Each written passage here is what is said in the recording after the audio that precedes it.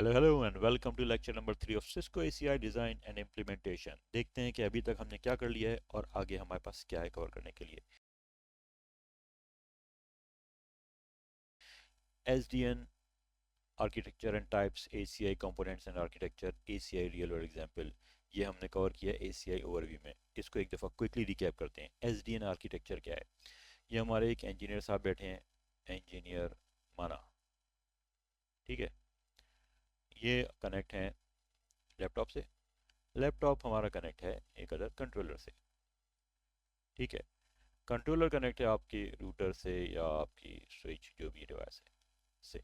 अब अगर इन साहब को, इंजीनियर माना को, एक्सेस करनी है डिवाइसेस, तो ये डायरेक्ट एक्सेस करेंगे? नहीं भाई, नहीं करेंगे डायरेक्ट एक्सेस। क्यों?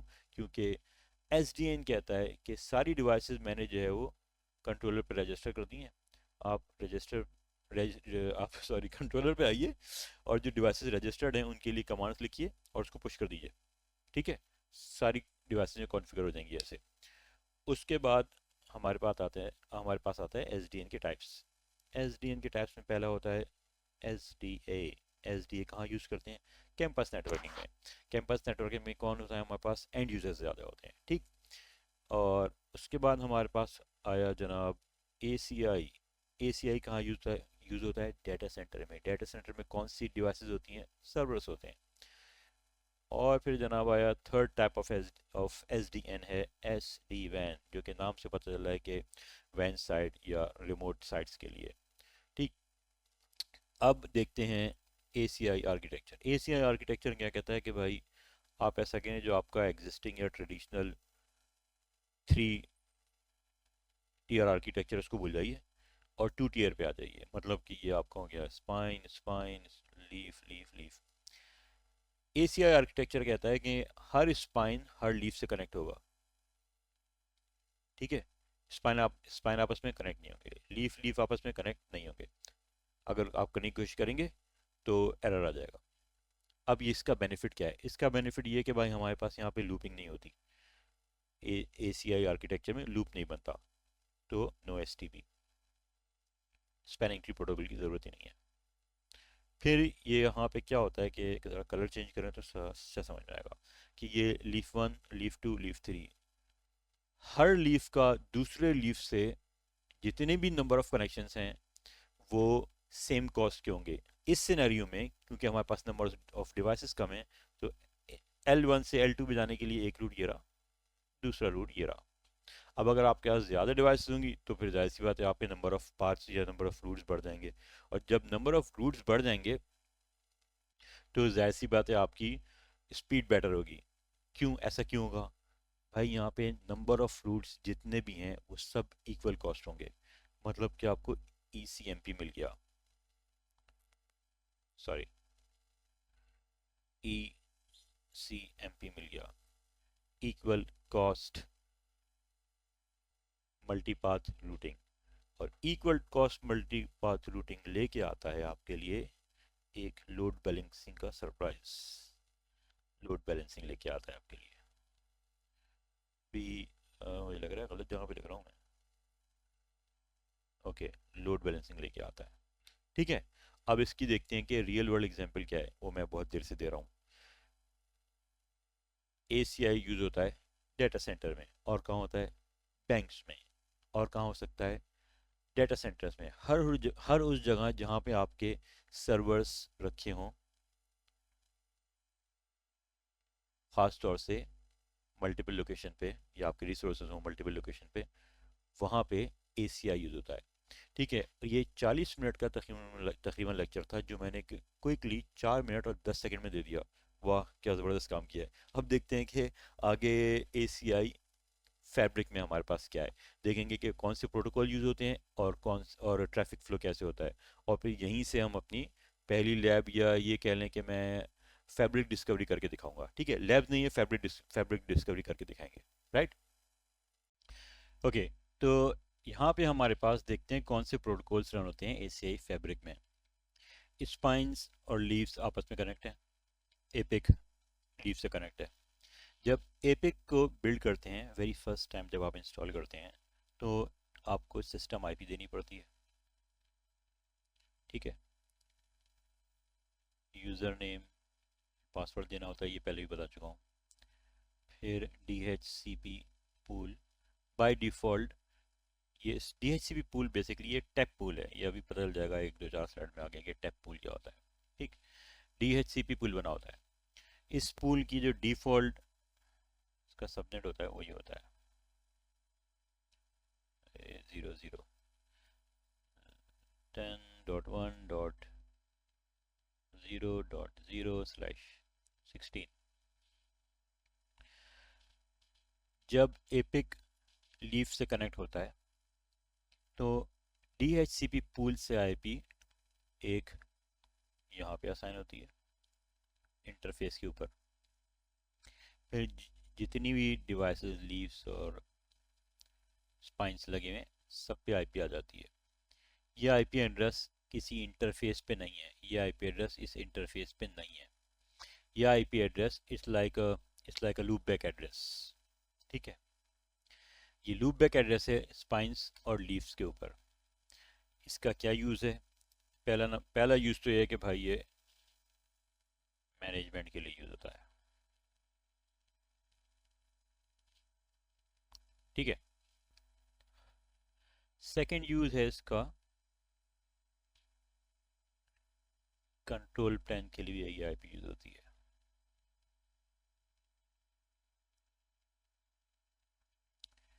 थर्ड यूज़ है इसका डेटा प्लान के लिए भी यही IP यूज़ होती है।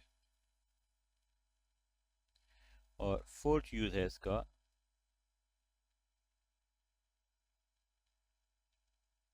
रूटिंग इंफॉर्मेशन को एक्सचेंज करने के लिए भी यही IP यूज़ होती है।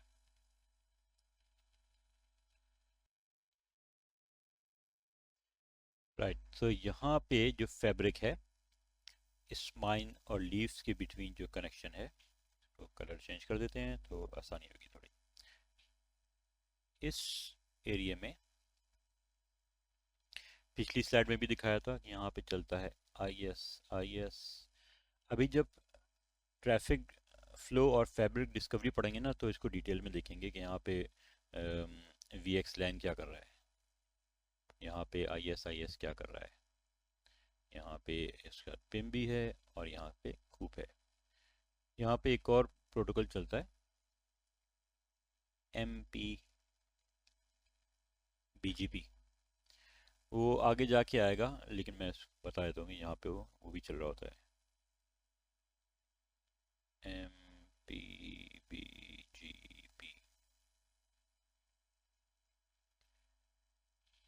यहाँ पे चल रहा है जनाब LLDP, जो कि डिवाइस डिस्कवरी के लिए यूज़ होता है और ये हम पढ़ेंगे डिवाइस डिस्कवरी में। ठीक, यहाँ पे हमारे पास पूरे इन्वायरमेंट में, ACI इन्वायरमेंट में STP नहीं है। No STP, spanning tree protocol नहीं है। क्यों? क्योंकि हमारे पास यहाँ लूप नहीं है और STP होता है लूप को अवॉइड करने के लिए। ठीक, लूप को ब्लॉक करने के लिए। और कौन सा प्रोटोकॉल चल रहा है हमारे पास यहाँ पे? ECMP, पहली स्लाइड में भी आया था, इक्वल कॉस्ट मल्टीपाथ रूटिंग प्रोटोकॉल। अब ECMP हमें क्या दे रहा है? यहाँ पे ECMP हमें दे रहा है लोड बैलेंसिंग।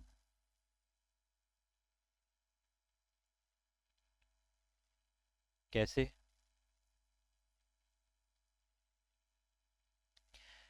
हर लीफ का दूसरे लीफ से जितने भी पार्ट्स हैं, चलो कलर चेंज करते हैं अच्छा होगा, जितने भी रूट्स हैं या जितने भी पार्ट्स हैं उसकी कॉस्ट सेम है।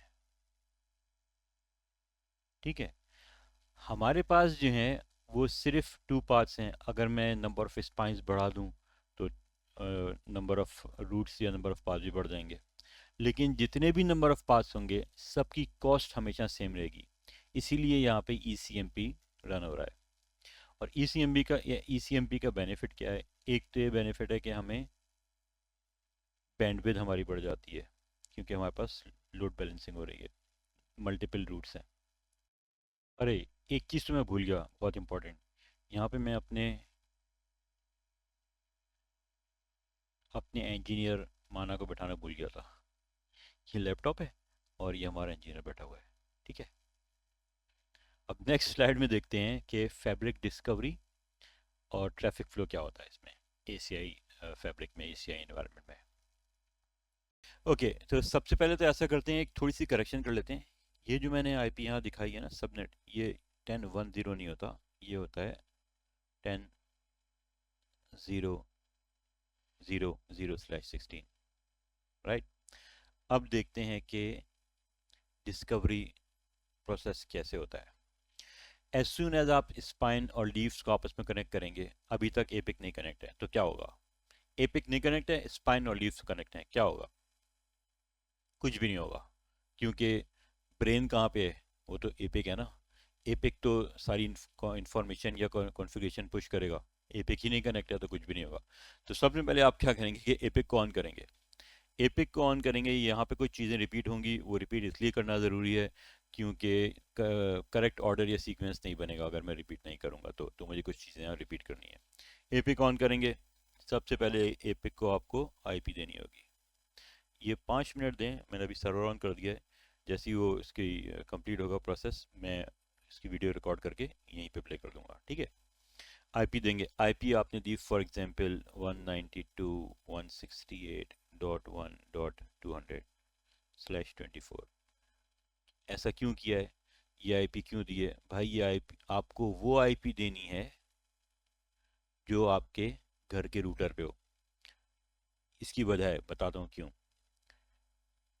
ये आपका घर का रूटर लगा हुआ है, ठीक है, ये वाईफाई चल रहा है इस पे आपके, ये आपका मैनेजमेंट पीसी है और यहाँ पे आपके इंजीनियर माना बैठे हुए हैं। ठीक है, लैपटॉप पे आईपी है 192.168.1.6/24। ये जो आईपी है ये रही। ठीक है, अब यहाँ पे आपको देना होगा यूज़र नेम, पासवर्ड, व्हाटएवर। फिर आपको देना होगा tap pool. Tap pool already वहाँ पे बाय डिफ़ॉल्ट कॉन्फ़िगर हुआ है, यू कैन चेंज इट। और ये है वन, ये है 10.0.0.0/16। अब ये प्रोसेस हो जाएगा, इसमें दो दो चार चीज़ें और पूछता है, लेकिन वो जब वीडियो देखेंगे उसमें आ जाएगी, वो कोई इंपॉर्टेंट चीज़ नहीं है ऐसी कि इसको अभी बताया जाए। इसके बाद आपका एपिक हो जाएगा रीबूट। रीबूट होके वापस आएगा तो यहाँ पे आईपी होगी 192.168.1.200। अब क्या होगा? नेक्स्ट स्टेप है, जब एपिक को आईपी मिल जाएगी, एपिक एलएलडीपी प्रोटोकॉल रन कर देगा। एलएलडीपी डिस्कवर करेगा लीफ वन को। जैसे ही लीफ वन डिस्कवर होगी, लीफ वन को आईपी मिलेगी। ये आईपी कहाँ पे होगी? लीफ वन के फिजिकल इंटरफेस पे नहीं होगी, ये लूप बैक आईपी होगी जो पिछली स्लाइड में बताया है। और ये लूप बैक आईपी क्यों यूज़ करते हैं? लूप बैक आईपी यूज़ करते हैं लीव्स और स्पाइंस की मैनेजमेंट के लिए, और यूज़ करते हैं इसको डेटा प्लान के लिए, कंट्रोल प्लान के लिए, आईपी इंफॉर्मेशन एक्सचेंज करने के लिए। जब कोई भी लीफ या स्पाइन डिस्कवर होगी, वो पेंडिंग रजिस्ट्रेशन में आ जाएगी इसके टेबल में। उस टेबल में आप उसमें उसको देंगे, उसका नोड आईडी देंगे, आपको डिफाइन करना है, और उसका नेम डिफाइन करेंगे। सीरियल नंबर खुद ही आ रहा होगा क्योंकि डिवाइस से रीड करेगा, मॉडल खुद आ रहा होगा, डिवाइस से रीड करेगा, टाइप नोड टाइप खुद आ रहा होगा, डिवाइस से रीड करेगा। आईपी एड्रेस आएगा टैप पूल से। ठीक है, तो जब आप नोड आईडी, नोड नेम, ये इंफॉर्मेशन पेंडिंग रजिस्ट्रेशन टैब में जाके स्विच पे देंगे और रजिस्टर प्रेस करेंगे, तो वो डिवाइस रजिस्टर हो जाएगी और वो रजिस्टर्ड नोड्स में आ जाएगी। अभी 5 मिनट में मैंने सर्वर ऑन किया हुआ है, अभी उसकी रिकॉर्डिंग करके उसको यहाँ प्ले करेंगे। ठीक, अब सवाल ये है कि एपिक को कैसे पता कि जो डिवाइस डिस्कवर होके आई है वो लीफ है या स्पाइन है? पता ऐसे चलेगा कि सीरियल नंबर से पता नहीं चलेगा मॉडल से पता चलेगा। मॉडल अगर 9500 है तो स्पाइन है, 9300 है तो लीफ है। ये पिछली स्लाइड में बात हो चुकी है। एसीआई फैब्रिक में क्या होता है कि जो भी स्पाइन होगा वो 9500 सीरीज से होगा, एक्सेप्ट 9336 स्पेसिफिक मॉडल। जो भी लीफ होगा वो 9300 सीरीज से होगा।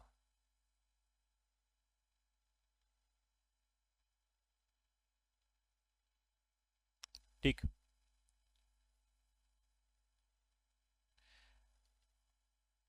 जब डिवाइस रजिस्टर यहाँ हो जाएगी तो सिम्युलेटर हम यूज़ कर रहे हैं, सिम्युलेटर में डिवाइस का सीरियल नंबर हो नहीं सकता, तो इसको टैप 101 आप देखेंगे यहाँ लिखा हुआ। तो हमारी एक डिवाइस रजिस्टर होके यहाँ पे आ गई। अब क्या होगा, जब लीफ वन रजिस्टर हो गई, लूप बैक आईपी मिल गई, एपिक पे रजिस्टर आ गई, रजिस्टर डिवाइस है दिख रही है उसमें एपिक में। अब लीफ वन क्या करेगी, लीफ वन कहेगी भाई मैं तो डिस्कवर हो गई हूँ, अब मैं ऐसा करती हूँ कि देखती हूँ कि मेरी पोर्ट्स पे क्या कनेक्ट है। अब ये डिस्कवर करेगी स्पाइन वन और स्पाइन टू को, इसको और इसको डिस्कवर करेगी। फिर क्या होगा, स्पाइन वन और स्पाइन टू की इंफॉर्मेशन आएगी एपिक के पास। एपिक कहेगा ओ नो प्रॉब्लम, ऐसा करते हैं कि इसको नेक्स्ट स्क्रीन पेंडिंग नोड्स में डाल देते हैं। पेंडिंग नोड्स में आप जाएंगे, उस नोड का नाम, उसका इस नोड की आईडी, नोड का नाम वहाँ देंगे और यहाँ पे लिखा आ जाएगा स्टेप समथिंग सीरियल नंबर, और मॉडल में लिखा आएगा 9500। 95 का 100 का मतलब है एपिक कहेगा ओके 9500 तो ये है आपका स्पाइन। तो आपके दोनों स्पाइन यहाँ पे आ जाएंगे, आईपी एड्रेस आपको टेप पूल से मिल जाएगी, टेप पूल से आईपी मिल जाएगी। अब जब दोनों 9500 डिस्कवर हो गए, अब क्या होगा, अब 9500 कहेंगे अच्छा भाई हम तो डिस्कवर हो गए, ऐसा करते हैं कि हम आगे देखते हैं कौन सी डिवाइस अवेलेबल है। ये डिस्कवर करेगा, स्पाइन वन डिस्कवर करेगा, come on go back, spine one discover कर देगा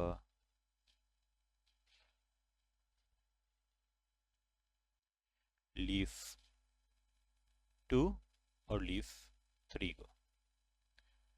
अब spine one leaf two leaf three को तो डिस्कवर करेगा, फिर क्या होगा, उसके बाद स्पाइन टू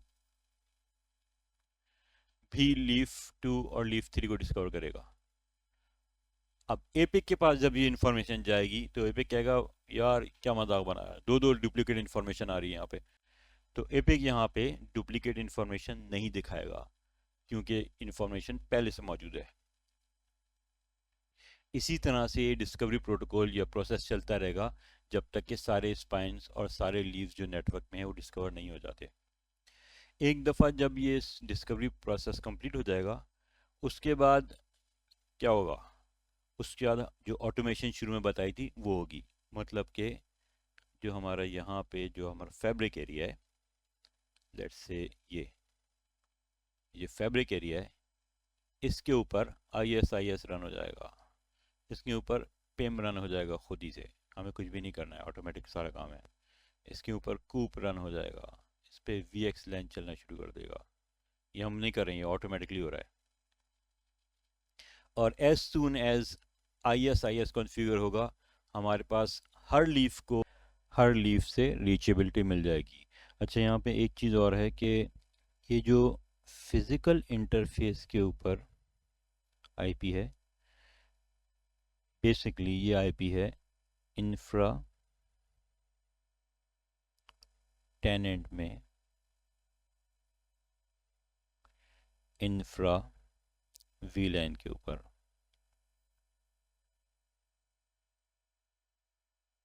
ठीक है, और बाय डिफ़ॉल्ट ये VLAN नंबर होता है 4। इसको चेंज कर सकते हैं लेकिन सिस्को ने डिफ़ॉल्ट 4 रखा हुआ है।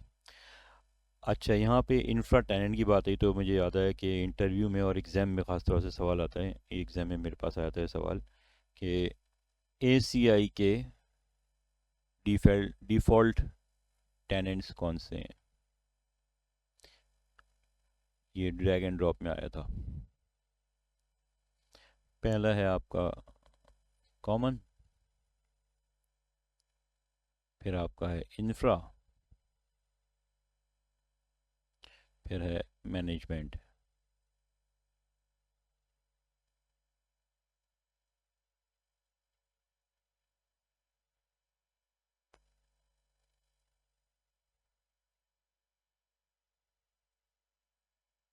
एग्ज़ाम में ऐसे होता है कि 5-6 ऑप्शन लिखे होते हैं और कहते हैं कि भाई इसमें से जो करेक्ट हैं उसको दूसरी तरफ ड्रैग एंड ड्रॉप कर दें। राइट, तो वापस जाते हैं वाइट स्क्रीन पे। ओके, अब मैंने अभी अपना सर्वर ऑन कर दिया है और 4-5 मिनट लगेंगे जब ये बूट कंप्लीट हो जाएगा, बूट प्रोसेस। तो मैं ACI को इंस्टॉल करना दिखाऊंगा कि ACI कैसे इंस्टॉल करते हैं, उसके फैब्रिक नेम और IP एड्रेस, सिस्टम की यूज़र नेम, पासवर्ड या टैब पुल भी वहाँ पे देखेंगे। ठीक है, तो इंस्टॉलेशन शुरू हो गई हमारे पास। हमारे पास दो तरह की टोपोलॉजी है, स्मॉल और लार्ज। मैं स्मॉल टोपोलॉजी सेलेक्ट कर रहा हूँ क्योंकि मेरे पास सिस्टम थोड़ा हल्का है, 23 GB रैम है फ़िलहाल। तो अब मैं यहाँ पे एन करके एंटर कर दूंगा तो जो डिफ़ॉल्ट है स्मॉल वो सेलेक्ट हो जाएगी। लार्ज में जो है वो ज़रा ज़्यादा रिसोर्स चाहिए होते हैं, राइट। तो अब मैंने स्मॉल सेलेक्ट कर ली। ओके, तो अब देखते हैं हमारे पास क्या आता है। ओके, कह रहा है कि एंटर द फैब्रिक नेम और डिफ़ॉल्ट वैल्यू है ACI फैब्रिक 1। चेंज करने की ज़रूरत है? ज़रूरत ही नहीं है चेंज करने की। टेस्ट एनवायरनमेंट है, जो नाम है वही रख लें, अपना नाम रख लें या ACI फैब्रिक ही रहने दें। और मैं इसको ACI फैब्रिक जो डिफ़ॉल्ट है वही यूज़ कर लेता हूँ, राइट। तो अब मैं यहाँ पे एंटर करूँगा तो फिर मेरे पास नेक्स्ट लाइन आ जाएगी और आगे हमारे पास fabric ID, number of active controller, मुझे सब चीज़ डिफ़ॉल्ट चाहिए, कुछ मैं चेंज नहीं कर रहा हूँ। अब जो चेंज करना वो होना होगा वो अभी आने वाला है। ओके, कंट्रोलर नेम नहीं चेंज करना है, टैब पूल नहीं चेंज करना है, VLAN 4 भी नहीं चेंज करना है। अब मेरे पास आएगी एपिक की IP। ठीक, अब मैं इसको चेंज कर रहा हूँ क्योंकि मेरे पास ही घर पे नेटवर्क चल रहा है। 192.168.1.45/24 मैं ये यूज़ करूँगा यहाँ पे। 192.168.10 मेरे पास घर पे चल रहा है इसलिए यूज़ नहीं कर रहा हूँ, राइट।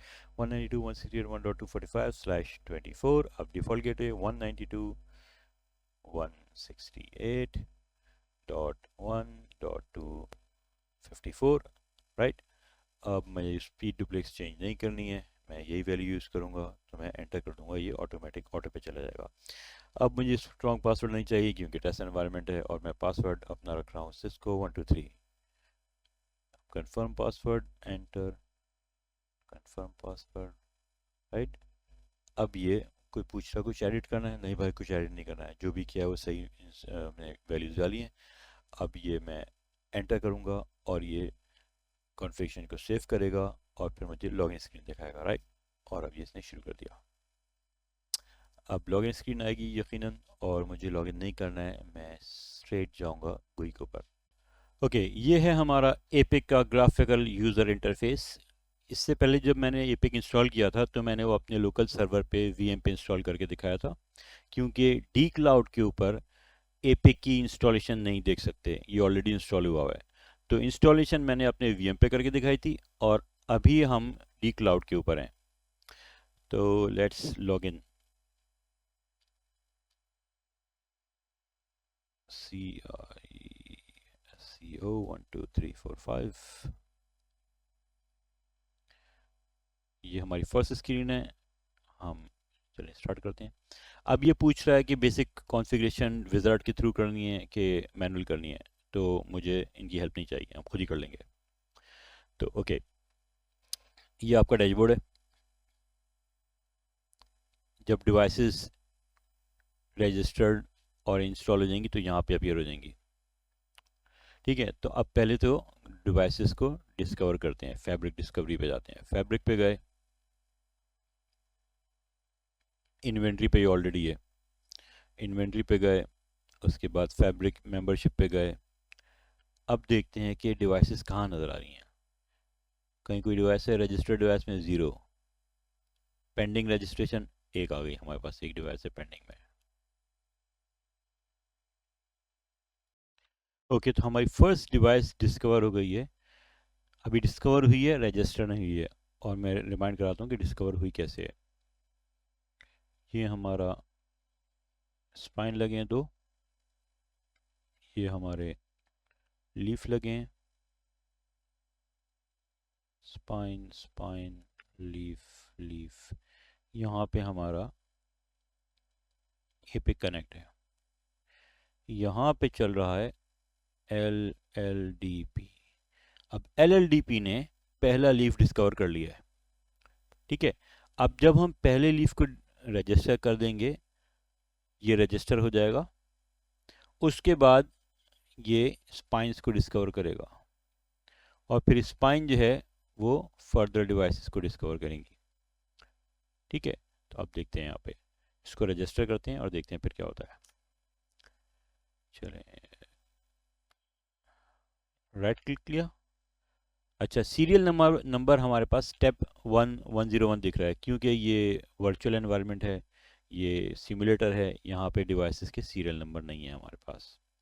फिर हमारे पास पॉड आईडी है, पॉड आईडी हम 1 ही रखेंगे, क्योंकि पॉड जैसे कि ये समझ लें कि एक डेटा सेंटर हमने एज्यूम कर लिया कि एक पॉड है।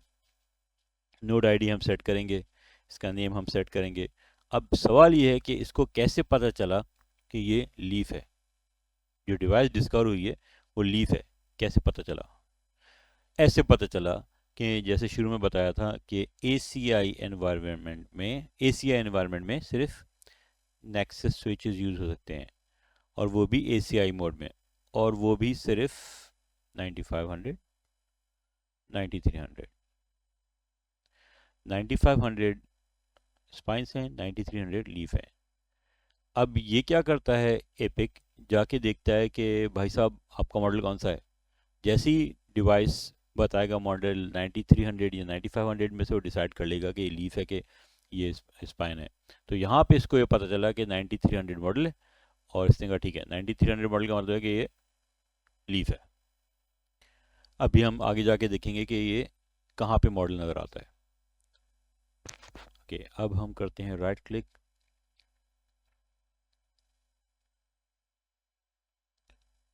रजिस्टर किया, पॉड 1, नोड आईडी 101, ये आप जो मर्जी रख सकते हैं, लेकिन आसानी के लिए, कंसिस्टेंसी के लिए 101 कर लिया है।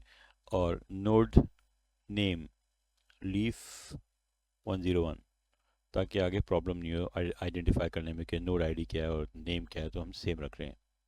रजिस्टर कर दिया। अब ये यहाँ से उठ के डिवाइस जो है ये आ जाएगी यहाँ पे रजिस्टर्ड नोट्स में। 2-4 मिनट लगेंगे, और जब तक मैं जो हूँ वीडियो को पॉज कर रहा हूँ।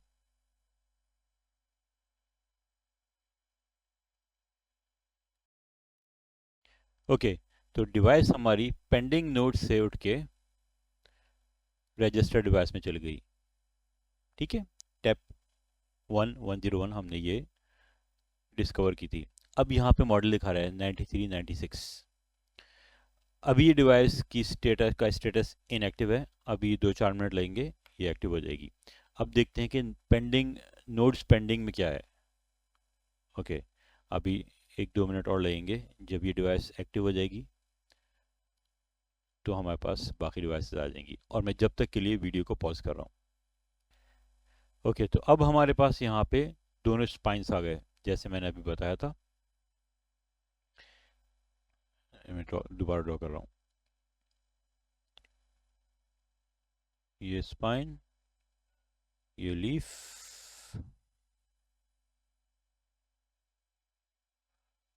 ओके, थोड़ा सा इसको क्लीन कर देते हैं।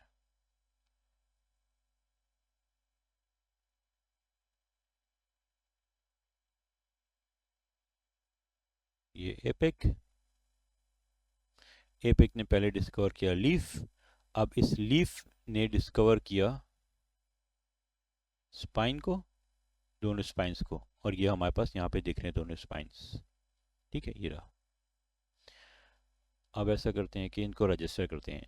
जब दोनों स्पाइन रजिस्टर हो जाएंगे और इनको आईपीज मिल जाएगी, फिर ये स्पाइन डिस्कवर करेंगे इस लीफ को, दोनों स्पाइन लीफ को डिस्कवर करेंगे, क्योंकि एपिक को मालूम है कि कौन सी डिवाइस ऑलरेडी रजिस्टर हो चुकी है, उसका सीरियल नंबर देखेगा, और यहाँ पे जो लिस्ट में दिखाएगा अंडर रजिस्टर्ड नोट्स, वो 2 दफ़ा नहीं दिखाएगा इस डिवाइस को, एक ही दफ़ा दिखाएगा।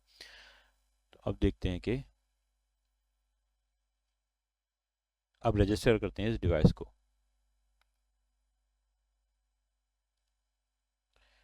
राइट क्लिक किया, रजिस्टर किया, 104 है सीरियल नंबर में, तो इसको करते हैं स्पाइन 104 और रजिस्टर कर देंगे। अब टैप 103 डिवाइस, पॉड हमेशा इसमें इस केस में हम 1 ही रखेंगे क्योंकि डाटा सेंटर, ये समझ लें कि पॉड यहाँ पे एक डाटा सेंटर है। पॉड रैक भी हो सकता है, आपका डाटा सेंटर भी हो सकता है, लेकिन इस सिनेरियो में हम ये अज्यूम करेंगे pod 1 is a data centre. और ये हमारे पास आ गया 103 स्पाइन 103, नोड आईडी और नोड नेम में 103 रखा है ताकि कंसिस्टेंसी रहे और आगे हम कंफ्यूज ना हो। रजिस्टर। अब मैं वीडियो को पॉज कर रहा हूँ। जब ये दोनों डिवाइसेस रजिस्टर हो जाएंगी तो हमारे पास यहाँ पे नोड्स पेंडिंग रजिस्ट्रेशन में हमारे पास सेकंड लीफ आ जाएगी और फिर उसको रजिस्टर करेंगे। अब यहाँ पे हम देख सकते हैं कि हमारे पास रजिस्टर्ड नोड्स में 3 डिवाइसेस आ गई हैं, 2 स्पाइन 1 लीफ। अब देखते हैं पेंडिंग में क्या है। पेंडिंग में हमारे पास वो सेकंड लीफ है जो कि अब डिस्कवर हुई है। ठीक है, अब इसको रजिस्टर करते हैं। राइट क्लिक किया, रजिस्टर पे क्लिक किया, नोड आईडी क्या है 102, लीफ सॉरी नोड नेम क्या है लीफ -102 और रजिस्टर क्लिक कर दिया। अब अगेन ये फ्यू मिनट्स लेगा और मैं वीडियो को पॉज कर रहा हूँ। और हमारी चारों डिवाइसेस रजिस्टर हो चुकी हैं और हमें यहाँ पे नज़र भी आ रहा है। अब पेन को ओपन करें,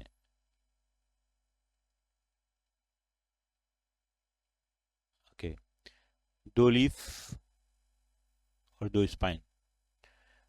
लीफ के मॉडल नंबर है 9300 सीरीज़ का है, स्पाइन है 9500 सीरीज़ का। नोड आईडी जो है वो हमने हमारी मर्जी, हम जो मर्जी नोड आईडी दें। यहाँ पे मैंने कंसिस्टेंसी के लिए रखा है 101 क्योंकि सीरियल नंबर में 101 लिखा हुआ है। सीरियल नंबर हमारे पास एक्चुअल नहीं है क्योंकि ये सिमुलेटर यूज़ कर रहे हैं। जो अभी आपने मैसेज देखा था, ये इस तरह के मैसेज आते रहते हैं। ये सिर्फ सिमुलेटर ऑनलाइन है सिस्को का, इसके ऊपर इस तरह के मैसेज आते रहेंगे। खाली ओके कर दें और फिर मूव ऑन करें, उसको कोई प्रॉब्लम होगी नहीं। अभी तक एक डिवाइस जो हमारी है लीफ 2 जो सबसे आखिर में रजिस्टर हुई है वो इनएक्टिव है। अभी मैं इसको दोबारा से पॉज करता हूँ वीडियो को और ये 1-2-3 मिनट लेगा और ये एक्टिव हो जाएगी। पहले इसको डिलीट कर देते हैं। स्क्रीन क्लियर हो गई और मैं वीडियो पॉज कर रहा हूँ अभी।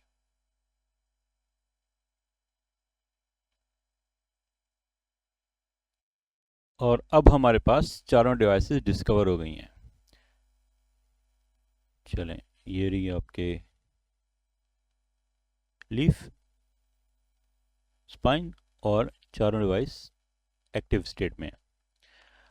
अब देखते हैं और क्या दिखा कर सकते हैं। यहाँ पे हम टोपोलॉजी देख सकते हैं। इसका मतलब है कि नेटवर्क डायग्राम बनाने की ज़रूरत ही नहीं है, ऑलरेडी मौजूद है। ये हमारे दोनों स्पाइन और हमारे दोनों लीफ और एपिक कनेक्ट हैं। अब अगर स्पाइन या लीफ की डिटेल देखनी है तो माउस लेके आइए, इसके ऊपर डिटेल आ गई। मेमोरी और सीपीयू और ये सब डिटेल्स यहाँ पे नहीं दिखेगी क्योंकि ये सिमुलेटर है। अब देखते हैं यहाँ पे क्या दिखाता है। इसकी भी डिटेल दिखा रहा है एपिक की। अच्छा, उसके अलावा अगर हम पॉड में जाएं, अगर हमारे पास मोर देन 1 पॉड्स होते तो यहाँ पे लिस्ट आ रही होती। इस पॉड में हमारे पास 4 डिवाइसेस लगी हुई हैं और उन डिवाइसेस की डिटेल्स देखने के लिए यहाँ पे जाइए, इंटरफेसेस की डिटेल आ जाएगी। फिजिकल इंटरफेस, मैनेजमेंट इंटरफेस, ये सारे इंटरफेस आ जाएंगे, कौन से अप हैं कौन से डाउन है। बेसिकली ये मॉनिटरिंग के लिए यहाँ पे, और डिटेल्स भी आ रही है डिवाइसेस की सारी। और इसके अलावा जो हम कॉन्फ़िगरेशन शुरू करेंगे अभी नेक्स्ट लेक्चर में, वो होगी under access policies. Access policies ऐसे है जैसे कि मैंने पहले ही बताया था कि इंटरफेस के ऊपर कॉन्फ़िगरेशन है, LLDP हो गया, CDP हो गया। अभी थोड़ी देर के बाद दूसरा लेक्चर स्टार्ट हो जाएगा, उसमें देखिएगा। अब देखते हैं कि सिस्टम्स में क्या है हमारे पास। डैशबोर्ड कहाँ है, डैशबोर्ड आना चाहिए, ये रहा डैशबोर्ड। डैशबोर्ड में हमारे पास ओवरऑल हेल्थ आ रही है, डिवाइसेस चारों यहाँ पे अपीयर हो रही हैं। कुछ प्रॉब्लम होगी तो ये ग्रीन जो है रेड हो जाएगा, और यहाँ पे हमारे पास इंडिकेशन हो जाएगी या फ्लैग हो जाएगा ये। ओके, तो मेरे ओपिनियन में, इन माय ओपिनियन, जब आप इंस्टॉल करें एपिक को तो कॉन्फ़िगरेशन करने से पहले you should play around with epic. Her tabs में जाके देखें, कुछ कॉन्फ़िगर नहीं करें, खाली टैब्स में जाके देखें क्या क्या ऑप्शंस हैं और ख़ास तौर से मॉनिटरिंग के ऑप्शंस क्या हैं। उसके बाद फिर लैब शुरू करनी है। ओके, तो फैब्रिक डिस्कवरी या डिवाइस डिस्कवरी देख लिया। अब सवाल ये कि भाई प्रैक्टिस कैसे करें। तो प्रैक्टिस करने के लिए जो ऑप्शंस हमारे पास हैं वो है ऑप्शन नंबर 1, cisco.com पे जाइए और ACI सिमुलेटर डाउनलोड कर लीजिए। यहाँ पे इसकी OVA फाइल रखी हुई है, इसको डाउनलोड करें और इंस्टॉल कर लें किसी भी वर्चुअल एनवायरनमेंट में। मैं यूज़ कर रहा हूँ VMware। इसके लिए आपके पास करेक्ट लाइसेंस होना चाहिए डाउनलोड करने के लिए। सेकंड ऑप्शन है डी क्लाउड पे चले जाइए, और डी क्लाउड को यूज़ करने के लिए आपको अलग से अकाउंट बनाने की ज़रूरत नहीं है, बल्कि अगर आपका वैलिड cisco.com का अकाउंट है वही यूज़ हो जाएगा। अब यहाँ पे कुछ कंटेंट हैं जो सिर्फ सिस्को एम्प्लॉयज़ या पार्टनर्स के लिए अवेलेबल हैं, and one of them is Cisco ACI simulator. Cisco ACI simulator use करने के लिए आप अपने सिस्को पार्टनर या जो आपका सिस्को रिप्रेजेंटेटिव है उससे कांटेक्ट करें और वो आपको अलाउ कर देगा लैब शेड्यूल करना। tcloud.cisco.com। ACI का सिमुलेटर जो है वो GNS3 या EVE-NG पे रन नहीं होता। ये आपको सिमुलेटर, या तो आप सिमुलेटर डाउनलोड करें और डायरेक्ट VM पे चलाएं या डी क्लाउड पे यूज़ करें। मैंने वेरी फर्स्ट क्लास में बताया था कि वेरी फर्स्ट लेक्चर में बताया था कि सिस्को का जो ACI सिमुलेटर है उसकी कुछ लिमिटेशंस हैं। जैसे कि हमने ये स्क्रीन देखी थी और मैंने यहाँ पे बताया था कि लिमिटेशन ये है कि हम यहाँ सिर्फ सिंगल पॉड टेस्ट कर सकते हैं, multi pod multi site IPN test नहीं कर सकते, राइट। सेकंड लिमिटेशन ये है कि हम डिवाइसेस कॉन्फ़िगर कर सकते हैं। जैसे हमारे पास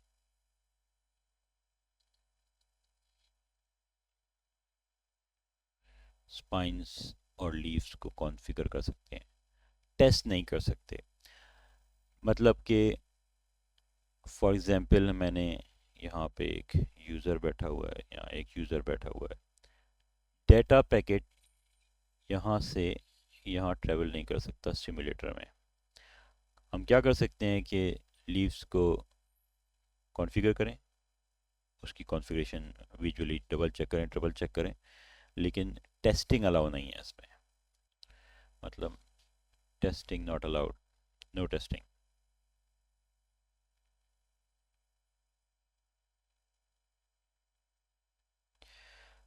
और थर्ड लिमिटेशन ये है कि इसमें कॉन्फ़िगरेशन सेव नहीं होती। अगर आपने for example fabric access policy की लैब की, अगर उसके बाद आपने अपना VM आपके पास VM के ऊपर हो या आपके पास डी क्लाउड पे हो, रीस्टार्ट कर दिया तो सारी कॉन्फ़िगरेशन गायब हो जाएगी। कैन नॉट सेव कॉन्फ़िगरेशन, इसकी वॉलेटाइल मेमोरी है। तो एवरी टाइम जब आप कॉन्फ़िगर करेंगे तो आपको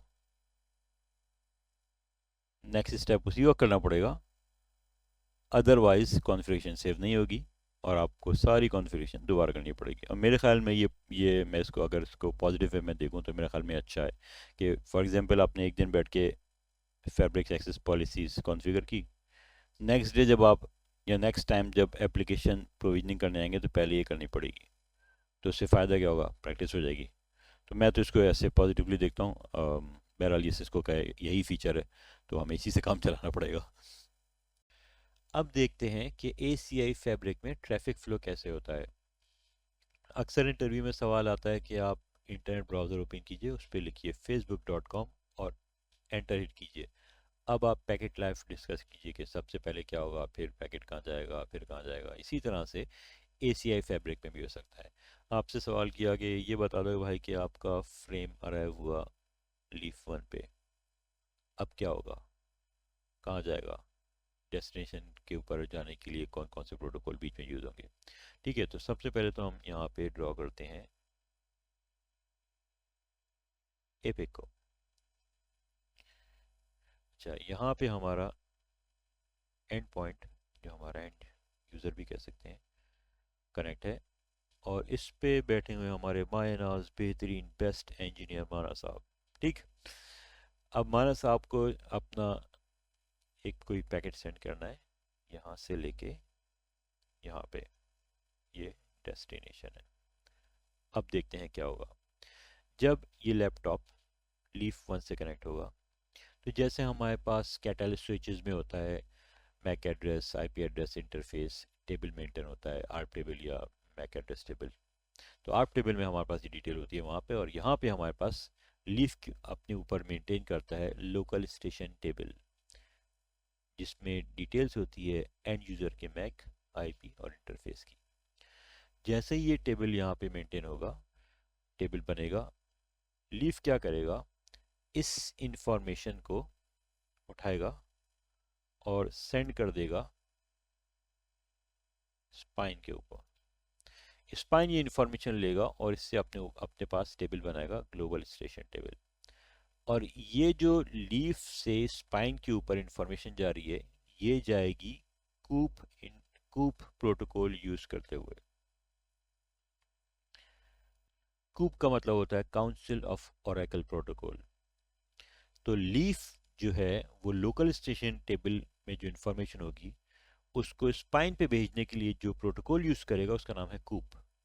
अब स्पाइन क्या करेगा, स्पाइन इस इंफॉर्मेशन को बाकी जितने भी स्पाइन हैं उन पे भेज देगा।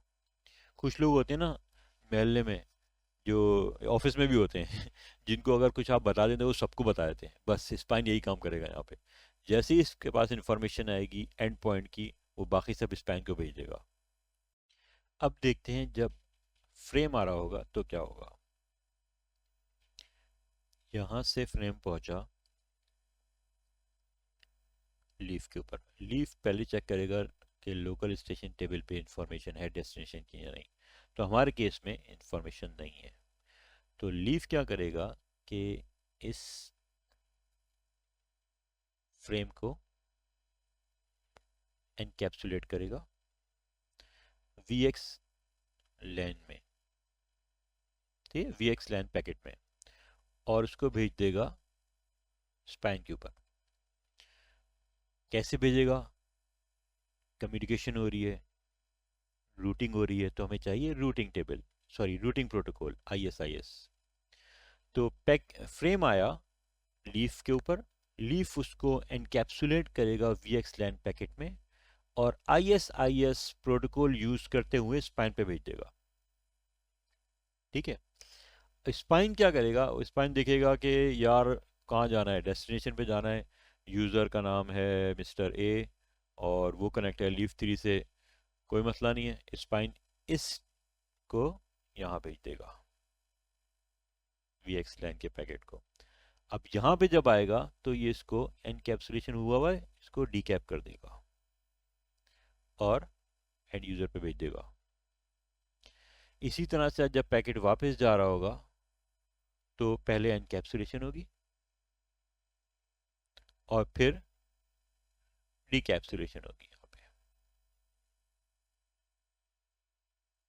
अब देखते हैं कि जो मैंने ये डॉटेड लाइन रेड बनाई हुई है ये क्यों बनाई है। इस लाइन को देखते हैं क्या है। ये जो डॉटेड लाइन है इसके ऊपर का जो एरिया है वहाँ पे हमारे पास लेयर 3 फंक्शंस चल रहे हैं, इसको आप इंफ्रा स्पेस भी कह सकते हैं। और इस लाइन के नीचे हमारे पास है लेयर 2, जिसको आप यूज़र स्पेस भी कह सकते हैं, इंफ्रा स्पेस और यूज़र स्पेस। ओके, तो अभी तक हमने देखा कि ट्रैफिक फ्लो कैसे होता है और कौन कौन से प्रोटोकॉल्स इसमें यूज़ हो रहे हैं। तो सवाल अब ये है कि विद द करंट कॉन्फ़िगरेशन, क्या हमारे ये जो माना साहब बैठे हैं, इंजीनियर माना बैठे हैं, क्या इस करंट कॉन्फ़िगरेशन में ये इंजीनियर माना लैपटॉप ए या यूज़र ए को मैसेज सेंड कर सकता है, कम्युनिकेशन हो सकती है? तो जवाब है नहीं भाई, नहीं हो सकती। क्यों नहीं हो सकती? तो असल में जो हमारे पास जो कॉन्फ़िगरेशन अभी हुई हुई है फैब्रिक पे, वो हमने तो नहीं की है ना, वो तो ऑटोमेटिकली हुई है। ISIS, VLAN, कूप हमने तो नहीं किया है, और तो ऑटोमेटिकली हुआ है। तो कम्युनिकेशन कैसे होगी? कोई रूल्स नहीं है, कोई पॉलिसी नहीं है, कुछ भी नहीं डिफाइन किया है, तो कैसे होगी कम्युनिकेशन? तो अब देखते हैं कि जिसको मैं रूल्स कह रहा हूँ वो क्या है। नेक्स्ट स्क्रीन पे देखते हैं। तो अभी क्या होता है हमारे पास, ये सीधी लाइन खींचिए, यहाँ पे हमारे पास NCI में क्या होता है कि ये हमारे स्विच लगे हुए दो, catalyst switch, switch one, switch two. अब हमारा एक यूज़र यहाँ बैठा है, एक यूज़र यहाँ बैठा है।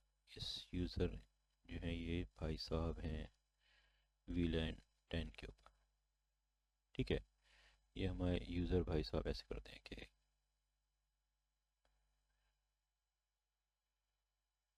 VLAN 10 पे यूज़र ए बैठा है, VLAN 10 पे यूज़र बी बैठा है, अलग अलग स्विचेस पे। अब VLAN 20 पे यूज़र सी बैठा है,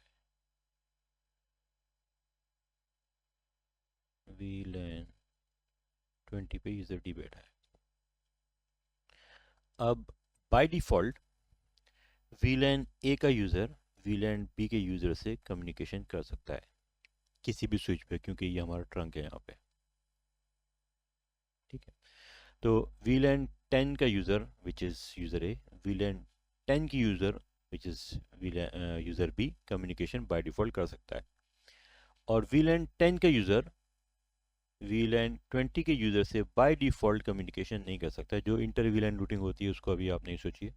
तो बाय डिफ़ॉल्ट क्या होता है NCI में, NCI नेटवर्क सेंट्रिक इंफ्रास्ट्रक्चर, ये उसको कहते हैं जहाँ पे कम्युनिकेशन नेटवर्क के ऊपर, या ये कह लें कि VLAN या सबनेट के ऊपर डिपेंड करती है। यहाँ पे ऐसे ही हो रहा है, VLAN 10 के यूज़र आपस में कम्युनिकेशन कर सकते हैं बाय डिफ़ॉल्ट, और VLAN 10 और VLAN 20 के यूज़र बाय डिफ़ॉल्ट कम्युनिकेशन नहीं कर सकते। अब देखते हैं ACI क्या कहता है। ACI कहता है भाई आप ऐसा करें कि EPGP के बारे में सोचें। EPG होता है एंड पॉइंट ग्रुप। अब देखते हैं एंड पॉइंट ग्रुप क्या है। ये हमारा है स्पाइन 1, स्पाइन 2, लीफ 1, लीफ 2, और ये आपस में ऐसे कनेक्ट है। अब हमारे पास एक अदर यूज़र जो है, लेट्स से यूज़र है हमारा यहाँ कनेक्ट है, VLAN 10 में है यूज़र A, VLAN 10 में है यूज़र B,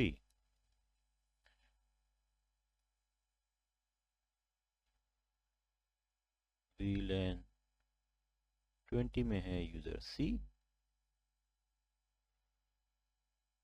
VLAN 20 में है यूज़र D। अब ACI इन्वायरमेंट में अगर VLAN 10 और VLAN 20 एक ही EPG में है, EPG X फॉर एग्जांपल, तो वो कम्युनिकेशन कर सकते हैं। ACI कहता है कि अगर कोई भी यूज़र एक ईपीजी में हैं तो वो कम्युनिकेशन कर सकते हैं, भले वो 10 डिफरेंट वीलैन से बिलोंग करते हो, लेकिन as long as they are part of the same EPG वो कम्युनिकेशन कर सकते हैं। अब एनसीआई क्विकली इसको रिकैप करते हैं। एनसीआई कहता है भाई अगर आपके यूज़र सेम वीलैन में है तो कम्युनिकेशन करेंगे बाय डिफ़ॉल्ट, डिफरेंट वीलैन में है तो बाय डिफ़ॉल्ट कम्युनिकेशन नहीं करेंगे। एसीआई कहता है भाई इन सब चीज़ों को भूल जाइए, अगर आपका यूज़र किसी भी वीलैन से ताल्लुक़ रखते हो, 20 यूज़र हैं सब 20 डिफरेंट वीलैन से ताल्लुक़ रखते हैं, लेकिन अगर वो सेम ईपीजी में तो वो कम्युनिकेशन कर सकते हैं। अभी जो हमने देखा है अब इसको ज़रा इस डायग्राम में देखते हैं। यहाँ पे हमारे पास PC2 वीलैन ब्लू में है, PC3 वीलैन ग्रीन में है, लेकिन ये दोनों EPG क्लाइंट में है। EPG क्लाइंट और हमारा PC1 वीलैन ब्लू में है, लेकिन ये EPG and point group server में है। तो देखते हैं PC2 वीलैन ब्लू में है, PC3 वीलैन ग्रीन में है, क्या ये दोनों कम्युनिकेशन कर सकते हैं? हाँ कर सकते हैं। क्यों? क्योंकि दोनों सेम ईपीजी में है। PC1 वीलैन ब्लू में है, PC2 भी वीलैन 2 में है, क्या ये दोनों कम्युनिकेशन कर सकते हैं? बाय डिफ़ॉल्ट नहीं कर सकते। तो इन दोनों को कम्युनिकेशन करवाने के लिए इन दोनों के बिटवीन हमें क्या करना होगा? हमें एक अदद कॉन्ट्रैक्ट चाहिए।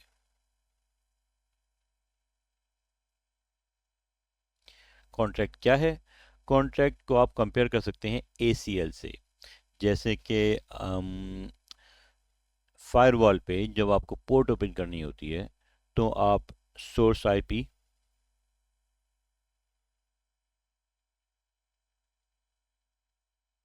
सोर्स पोर्ट और ट्रैफिक टाइप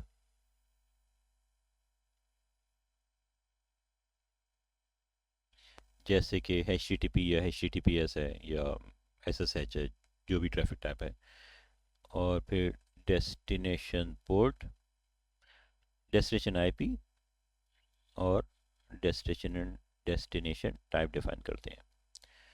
यही चीज़ अगर यहाँ पे करें ACI इन्वायरमेंट में तो इसको कॉन्ट्रैक्ट कहते हैं। इसीलिए मैं कह रहा था कि इसको कॉन्ट्रैक्ट को ACL से कंपेयर कर सकते हैं। अब यहाँ पे एक चीज़ और देखते हैं, जब कॉन्ट्रैक्ट अप्लाई करेंगे तो जो भी EPG इनिशिएट करेगा कम्युनिकेशन को उसको कहेंगे कंज्यूमर,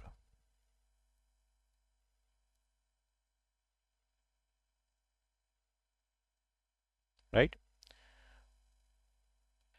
और जो EPG सर्विसेज प्रोवाइड कर रहा होगा, जैसे हमारे इस केस में सर्वर है, तो इसको कहेंगे प्रोवाइडर।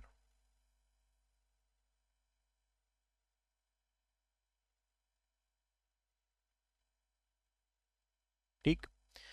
अब जो कम्युनिकेशन हो रही है वो इस डायरेक्शन में हो रही है, ये इनिशिएट कर रहा है क्लाइंट और सर्वर को एक्सेस कर रहा है। जब जो भी EPG कम्युनिकेशन स्टार्ट करेगा वो कंज्यूमर है, और जिसकी सर्विसेज यूज़ कर रहा है वो प्रोवाइडर है, और इस डायरेक्शन में ट्रैफिक इनिशिएट हो रहा है। ठीक है। अब याद कीजिए ACL का रूल, रिटर्न ट्रैफिक अलाउ है। अब इसको एक्सप्लिसिटली ब्लॉक कर दें तो अलग बात है, लेकिन by default return traffic allow होता है। कंज्यूमर कम्युनिकेशन स्टार्ट कर रहा है, जा रहा है प्रोवाइडर के पास सर्विसेज यूज़ करने, तो रिटर्न ट्रैफिक अलाउ है। लेकिन अगर मैं ये चाहता हूँ कि मेरा जो सर्वर है वो कम्युनिकेशन स्टार्ट करे और जाके जो EPG क्लाइंट है वहाँ पे कम्युनिकेशन करे या सर्विसेज यूज़ करे या कोई भी एक्शन परफॉर्म करे, तो इस केस में मेरा सर्वर जो है वो कंज्यूमर बन जाएगा और क्लाइंट जो है वो प्रोवाइडर बन जाएगा। इसका मतलब है मुझे कि इसका ये मतलब है कि मुझे एक और कॉन्ट्रैक्ट बनाना पड़ेगा और वो अप्लाई करना पड़ेगा इस डायरेक्शन में कम्युनिकेशन करवाने के लिए। आई होप कि ये समझ में आया होगा। अच्छा, एक चीज़ मैंने यहाँ पे नोटिस की है कि मैंने यहाँ के ऊपर डेस्टिनेशन टाइप लिख दी है। ये टाइप नहीं है, ये बेसिकली डेस्टिनेशन पोर्ट है।